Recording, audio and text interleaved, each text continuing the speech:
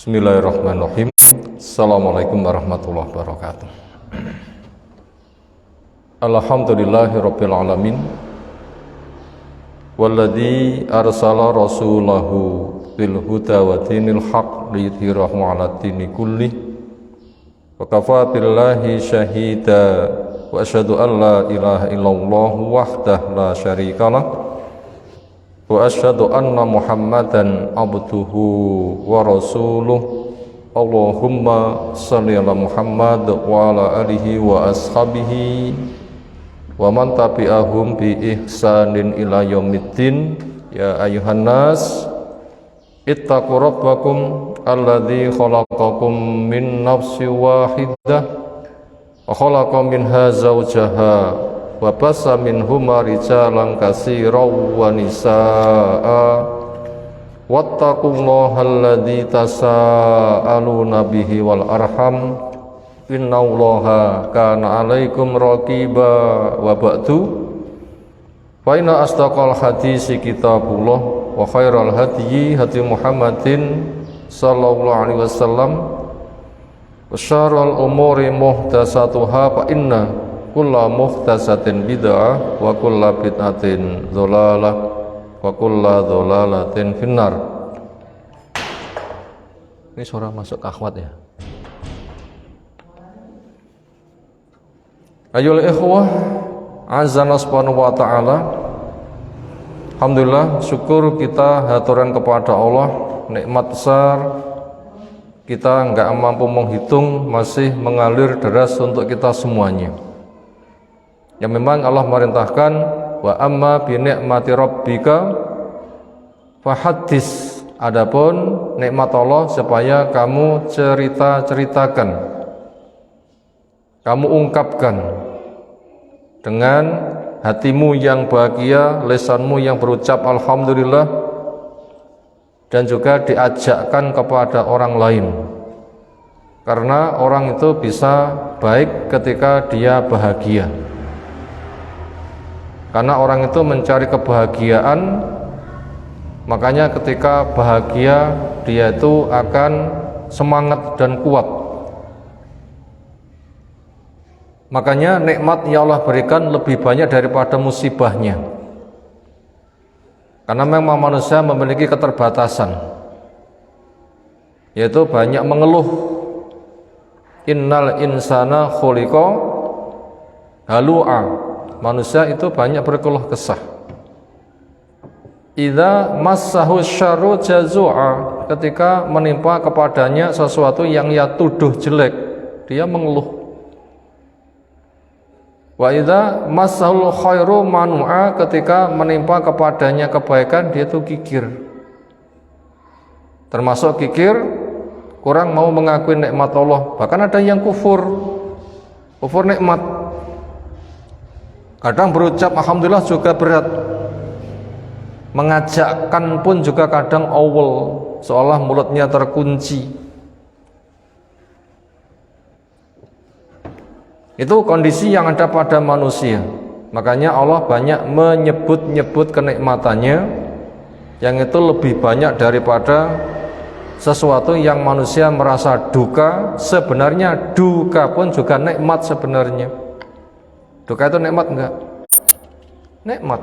Kapan orang bisa merasakan nikmatnya sehat? Jawab, ketika sakit. Kapan orang bisa merasakan lezatnya makan? Jawab, ketika lapar. Makanya lis-shaim farhatan, untuk orang yang puasa dapat dua kegembiraan. Apa gembira pertama? Iftar, ketika berbuka, lezat sekali walaupun air tawar tanpa rasa. Yang kedua, ketika ketemu dengan Allah Rabb-nya, dengan janji besar yang telah tersampaikannya, dengan masuk pintu Rayyan, Allah memberikan langsung. Ini merupakan dua kenikmatan. Ternyata nikmat itu terasa ketika orang mengalami susah, diantaranya lapar. Makanya orang itu supaya selalu diajak untuk bersyukur. Pertama tadi pertimbangannya nikmat lebih banyak daripada musibah. Yang kedua, manusia memang punya keterbatasan. Yang ketiga, memang manusia pengen senang, maka diberikan senang, akhirnya nimbang, senang yang kecil saja sudah gede, yang gede seperti apa? Nanti supaya semakin semangat. Ya nanti janjinya akan ditambah-tambahi 10 kali, 700 kali, sampai kelipatan yang nggak bisa dihitung.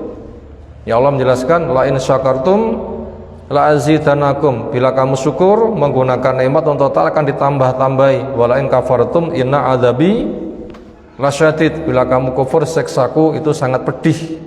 Di mana kepedihan orang yang kufur? Pertama, dengan kufur hati sudah bergejolak. Orang kufur itu bahagia atau tertekan? Tertekan. Nek syukur itu belum apa-apa itu sudah bahagia.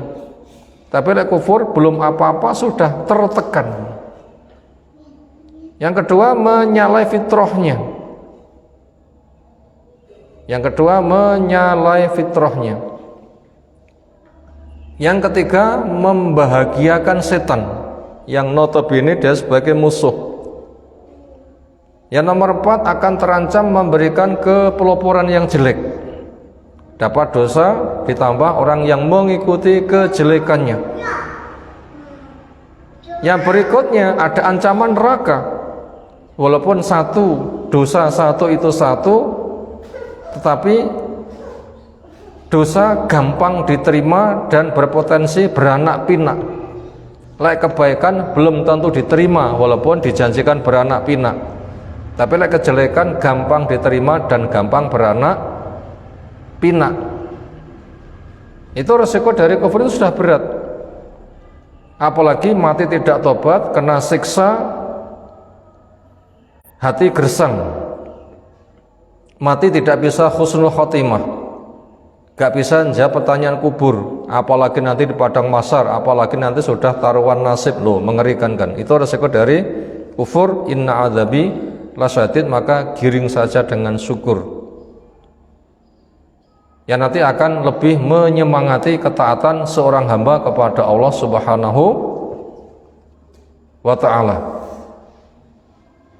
Lalu apa kesyukuran yang butuh kita ungkapkan berkaitan Ramadan yang kita jalani? Pertama, kita sehat.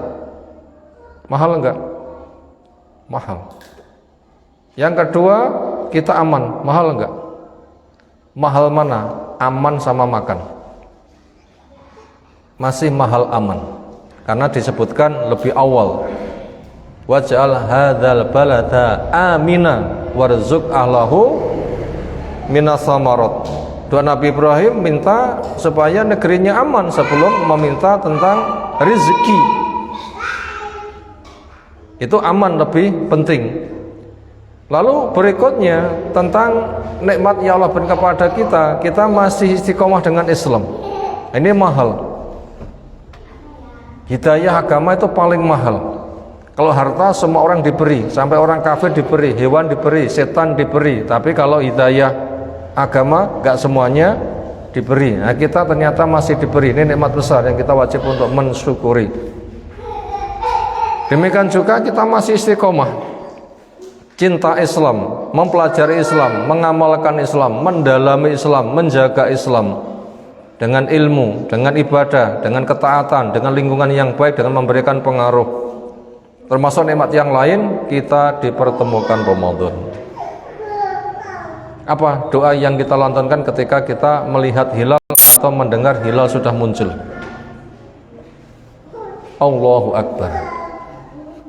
Allahumma ahillahu alaina bil amni wal iman wassalamah wal islam wat taufiq lima tuhibbu wa tarda wa rabbuka wa rabbuna Allah. Allahu Akbar itu ungkapan syukur dengan mengagungkan Allah. Ya Allah, munculkan hilal kepada kami, di mana Kau berikan kepada kami keamanan dan keimanan, di mana Kau berikan kepada kami keselamatan dan keislaman, di mana Kau berikan kepada kami taufik, keserasian, terhadap apa yang kau cinta, kau ridho, saya paham, saya beramal, diterima, berpahala, dilipat gandakan, dijaga, jadi bekalan. Itu namanya taufik. Hei bulan, Robku dan Robmu adalah Allah. Ini diantara kesyukuran yang wajib kita ungkapkan.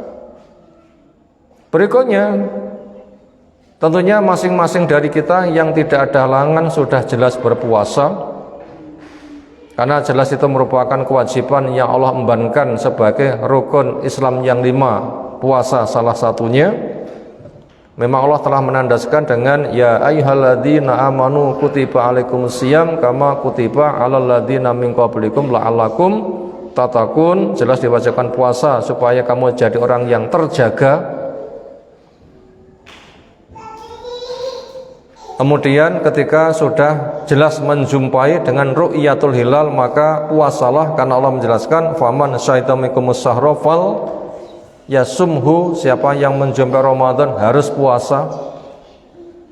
Orang dikatakan menjumpai dengan ru'yatul hilal atau mendengar berita orang kepercaya sudah munculnya hilal yang bisa dilihat. Hilal di atas sufuk itu mesti sudah bisa dilihat belum? Belum tentu. Ada yang menstandarkan itu bila sudah 3 derajat baru bisa dilihat. Masih 1 sudah wujud tetapi belum bisa dilihat. 2 derajat jelas sudah wujud tapi belum bisa dilihat. Sekitar 3 itu bisa dilihat. Makanya puasa yang ada bukan wujudul hilal tapi ru'yatul hilal. Ini pakai dalil. Dan kita menggunakan dalil. Realita itu akan bisa kokoh ketika dikokohkan dengan dalil. Realita akan kokoh bila dikokohkan dengan dalil. Walaupun realita, tapi bila tidak dikokohkan dengan dalil nggak bisa dipakai. Ini kaidah yang wajib kita pegangi. Apa itu kaidahnya? Kenyataan akan dianggap benar bila didukung oleh dalil. Walau kenyataan tetapi dalil tidak mendukung, sah enggak? Enggak sah. Kenapa? Karena kita beragama berdasarkan dalil, bukan semata realita. Kalau kita butuh kepada realita dan itu bernilai, maka realita supaya dikokohkan dengan dalil. Karena yang jadi Tuhan itu Allah penetap dalil, bukan realita makhluk yang dicipta. Nah begitu. Apa contohnya? Orang yang wudhu selesai masih basah lalu kentut. Kalau wudhu itu cari kesucian, orang mendengar kata suci berarti ada kotoran. Ketika orang itu wudhu selesai masih basah kemudian kentut, yang paling cocok-cocokan untuk ditindak opo nih? Wudhu lagi atau cebok? Cocok-cocokan. Wudhu atau cebok? Cebok. Tapi agama tidak mendukung cebok, tapi mendukung wudhu. Ini realita, kalau nggak didukung dalil nggak bisa. Demikian juga orang yang memakai khuf, punya wudhu, kaki dibungkus, lalu bersepatu. Wudhu itu bila dikatakan mencari kesucian, ketika orang itu yang bersepatu, yang berpotensi kotor alas kaki atau punggungnya. Jawab? Alas kaki. Orang mendengar kata bersuci menghilangkan najis, tapi kenyataannya ketika orang itu pakai khuf sepatu, mana yang diusap? Alasnya atau punggungnya? Punggung. Makanya kenyataan kalau nggak didukung dengan dalil nggak dibenarkan. Yang lain, Ada yang tanya pada Bu Aisyah, kenapa perempuan yang haid atau nifas itu yang diqadha puasanya bukan sholatnya? Padahal antara puasa dan sholat sama-sama rukun, bahkan sholat itu lebih rukun daripada puasa. Kalau menurut akal, kudune sing diqadha puasane atau posone. Jadi telok gedanane kedudukan. Jawab, sholatnya. Kenapa? Karena dua kalimat syahadat dan sholat itu rukun fondasi. Sementara puasa, zakat, haji rukun penyempurna, bukan rukun pokok. Masing-masing sama-sama rukun. Sehingga ada ancaman tidak sholat kafir. Tapi kenyataannya ketika orang itu ada halangan haid, nifas, yang diqadha kok posone, kok duduk sholate, yang kesannya sholate itu lebih ringan ditinggalkan. Itu ketika ditanya kenapa kok begitu, realitanya, kenyataannya itu memang lebih kuat, tapi kok begitu? Jawabnya, kami diperintah mengqadha puasa, kami tidak diperintah mengqadha sholat. Pakai dalil. Kita butuh realita, tetapi realita itu akan benar ketika didukung dengan dalil. Makanya kedepankan dalil, realita akan terbawa. Maknanya seperti itu. Demikian juga masalah puasa, itu ru'yatul hilal itu yang dipakai, bukan wujudul hilal, bukan wujudnya. 1 derajat di atas ufuk itu sudah berwujud, 2 derajat sudah berwujud, tapi belum bisa dilihat. Sementara yang diperintahkan dilihat. Nah, ini cara berpikir sunnah memakai dalil.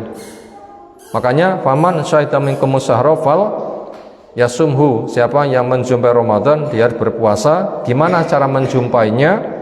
Buat yang bisa ru'yatul hilal, ya memandang, tampak, ditetapkan, diumumkan. Buat yang tidak melihat, nanti menerima pengumuman dari orang yang bisa dipercaya. Kemudian ketika orang itu berpuasa, rata-rata masyarakat semangat. Sholat malamnya rata-rata masyarakat semangat. Lailatul Qadari rata-rata gimana yang? Lek puasanya semangat ya? Terapa semangat ya?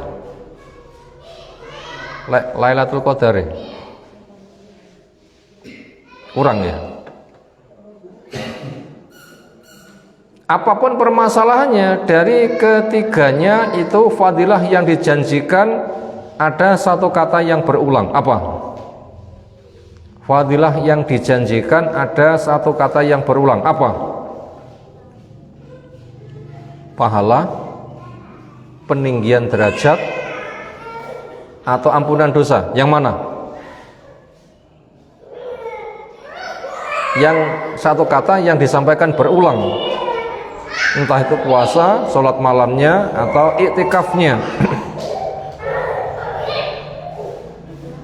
Itu fadilah yang diulang. Pahala, pengangkatan derajat, atau pengampunan dosa? Yang mana? Pengampunan dosa. Buktinya dari sahih, man shoma Ramadan. Yang kedua, man qoma Ramadan. Yang ketiga, man qoma Lailatul Qadri. 3 perbuatan di atas, dasar pengerjakannya sama, imanan wahtisaban, iman dan berharap. Fadilahnya apa? Fadilah yang dijanjikan kata berulang. Pahala, peninggian derajat, atau pengampunan dosa? Pengampunan dosa. Apa lafadznya?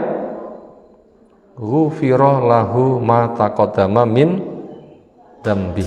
akan diampunkan baginya apa yang sudah berlalu dari dosa. Maka dari sini kita mendapatkan pengajaran. Apa pengajaran? Di antara tanda orang yang puasanya sukses itu apabila program utama yang ia canangkan itu terampunkan dosa.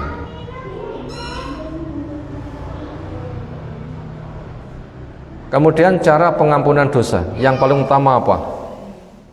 Harapan terampuni atau kerjanya. Apa yang paling utama menjadi pilar penyangga untuk terampunkan dosa? Harapan terampunkan atau kerjanya? Jawab. Harapan. Karena segala sesuatu itu akan terwujud ketika ada penggeraknya. Kalau nggak ada penggeraknya, ya nggak akan bisa bekerja. Roda apa berputar? Lek mesinnya gak muni, kayak dalannya nggak nyelurut. Ya lah nek gunung wayah mudhuk ya mesin tepatene tekong ngen, enak nggih, glundung ya. Rantai kendaraan wonge ya mungker ae mak glundung-glundung malah ternyata ceplok teko ngesor kemalahan. Tapi yang namanya jalan yang mendatar sing jenenge roda bisa dibilang tidak berputar kecuali ada mesin penggerak. Maka daripada itu kita butuh untuk menghidupkan mesin penggerak ini. Kita butuh menghidupkan mesin penggerak ini. Dan memang sistem Islam itu untuk menjadikan muslim itu sebagai orang yang punya jiwa mujahadah, semangat bekerja, itu dengan cara menghidupkan mesin penggerak. Apa kata Nabi SAW? Ala inna fil jasati mudghah idza saluhat saluhal jasatu kulluh wa idza fasadat fasadat jasatu kulluh ala wahya al qalbu. Ketahuilah bahwa pada badan manusia itu ada segumpal darah. Apabila segumpal darah itu baik, baik semuanya. Bila segumpal darah itu buruk, buruk semuanya. Makanya supaya puasa kita baik, sholat kita baik, ketika ada iktikaf sing roto-roto aras-arasan nanti akan semangat. Maka pertama kali yang butuh kita siapkan adalah menghidupkan hati. Karena permasalahannya hatinya baik, baik semuanya, hatinya jelek, jelek semuanya, hatinya disik. Maka jadikan, upayakan, tempuh sebab hati itu hidup. Di antara bentuk hidupnya, di sana ada harapan. Nah, ketika harapan itu ada, nanti akan menggerakkan matanya, menggerakkan mulutnya, menggerakkan tangannya, menggerakkan kakinya, akan bergerak. Diupayakan apa sebab kehidupan hati itu dihidupkan dulu. Apa sebab kehidupan hati itu dipastikan dulu. Nanti dia akan menjadi penggerak. Kalau gitu apa? Besarkan harapan. Di antara harapan yang supaya kita memperbesar dan memang kita dibimbing untuk memperbesar yaitu pengampunan dosa. Karena poso, qiyamul lail, Lailatul Qadar, fadilah yang dijanjikan berulang yaitu ghufira lahu ma taqaddama min dzambih, akan diampunkan buat dia apa yang berlalu dari dosa. Kalau begitu kita wajib menyadari bahwasanya kita itu banyak dosa. Apa pembuktian bahwasanya manusia itu berpotensi banyak dosa daripada banyak pahala? Apa? Satu, amal belum tentu diterima. Kita sudah diberitahu belum? Amalmu diterima. Sudah belum? Tapi lek dosa gampang diterima. Apa bukti ini? Musibah. Pernah kena musibah enggak? Jelas. Yang kedua, Hajar Aswad, apa semula rupane? putih, bersih, tapi nyapa menjadi aswad, dosa-dosa manusia. Itu bukti. Yang pertama gampang diterima, buktinya ada musibah. Yang kedua adanya hajar aswad. Yang ketiga kepada kebaikan kurang tertarik, kepada kejelekan gampang tertarik. Ya enggak? Ini bukti kita tuh banyak dosa, sedikit pahala. Dan itu pembuktian. Kepada dunia lebih semangat, kepada akhirat kurang. Ini juga dosa.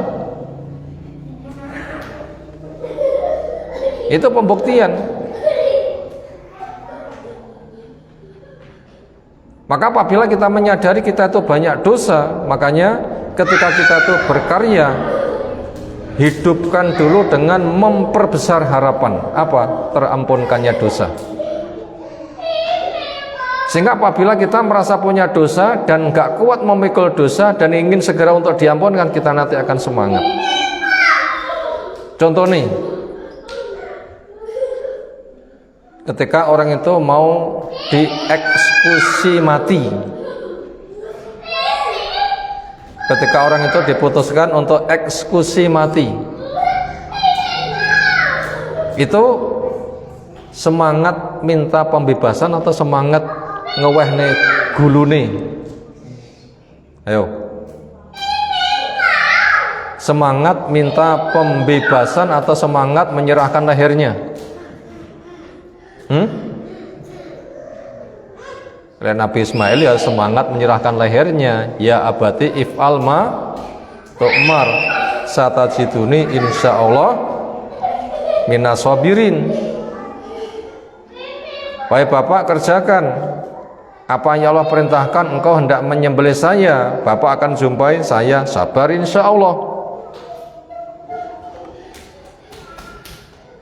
Kita kan bukan Nabi Ismail, dan kenyataannya kita belum bisa mendapatkan sifat itu.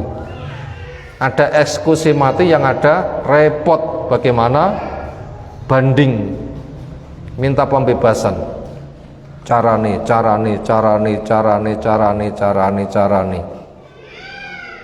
Sampai ada perempuan yang mau dieksekusi potong tangan, keluarganya repot gak karuan. Pi carane supaya ini dibebaskan, digugurkan. Nanti mencari orang siapa yang punya hubungan dekat dengan Nabi dan dicinta, ketika dia yang mengadukan nanti akan diterima. Ternyata siapa orang yang dicari itu? Usamah bin Zaid, orang yang sangat dicintai Nabi SAW. Apa kata Nabi SAW? Apakah engkau hendak mengajukan syafaat terhadap ketetapan hukum Allah? Ditolak itu. Apa engkau hendak memberikan syafaat kepada orang yang telah mendapatkan ketetapan dari Allah Subhanahu wa taala? Allah menetapkan, masih kamu hendak membangkang? Kan begitu. Jika dikatakan demi Allah andaikan Fatimah dia mencuri akan saya potong. Ternyata kita bisa melihat upaya orang tadi bagaimana bisa digugurkan.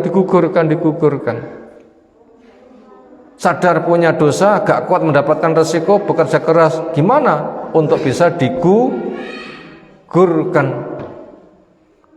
Nah begitu, untuk bisa digugurkan. Pemikiran seperti ini supaya kita siapkan pada diri kita untuk berkaitan Ramadan. Bila kita tidak ada program pengguguran dosa, poso itu kayak simbolik, bahkan terasa beban. Demikian juga sholat malam, itu kalau kita nggak menyadari program pengguguran dosa, itu juga aras-arasan. Biasanya wong poso niku rada jadi beban mboten? Terutama pekerja keras. Atine rada duwe keluhan nggak kira-kira? Ayo pekerja keras, atine lo ya, bisa rasa dijawab di batin nah. Pokoknya gaya mesem berarti bener gitu loh ya. Rasa dijawab loh ya. Rasa dijawab. Demikian juga sholat namanya tarawih. Itu bagaimana? Sama juga kan, awalnya rawame, berikutnya terus mengalami kemajuan sampai puncak maju. Yang semula 10 sop, depannya 9, depannya maju jadi 8, depannya maju jadi 7, nanti puncaknya menjadi juara 1. Semula 10 sop kali 1, juara 1. Nah gitu lah ya. Itu kan berat. Itu pembuktian kepada kita semuanya. Pembuktian kepada kita semuanya. Kalau nggak ada program pengguguran dosa, maka amal yang punya fadilah pengguguran dosa pun juga kurang semangat. Demikian juga tentang masalah iktikaf, itu juga sama. Itu kalau nggak ada program pengguguran dosa, maka disuruh iktikaf pun juga terasa sangat berat sekali. Maka daripada itu, inilah yang wajib kita upayakan, yaitu upaya pengguguran dosa. Maka kita supaya banyak muhasabah, koreksi diri, yang kesimpulannya dosa itu banyak, resikonya berat, dan pengangsuran resiko sudah sering terjadi. Neraka pun juga mengerikan. Makanya apabila kita nggak punya program pengguguran dosa, itu nanti puasa pun juga terasa berat, sholat malam juga terasa berat, iktikaf pun juga akan terasa berat. Inilah pelatihan yang kita harus canangkan sejak dari awal. Apabila program pengguguran dosa itu kuat, itu nanti kita akan berpuasa seolah akan terasa ringan. Sholat malam akan terasa ringan, iktikaf juga akan terasa ringan. Bila terasa berat, dia akan berusaha untuk koreksi diri dan berdoa. Di antara doanya dengan Allahumma a'inni ala dzikrika wa syukrika wa husni ibadatik. Ya Allah, bantu saya untuk zikir, untuk syukur, untuk bisa membagusi ketaatanku kepadamu. Ini penting semuanya untuk kita perhatikan. Makanya yang paling utama yang kita jadikan sebagai motor penggerak, penyemangat adalah program pengampunan dosa. Karena yang ditonjolkan pada puasa adalah pengampunan dosa, yang ditonjolkan pada sholat qiyam lail juga pengampunan dosa, yang ditonjolkan di dalam qiyam Lailatul Qadar juga pengampunan dosa.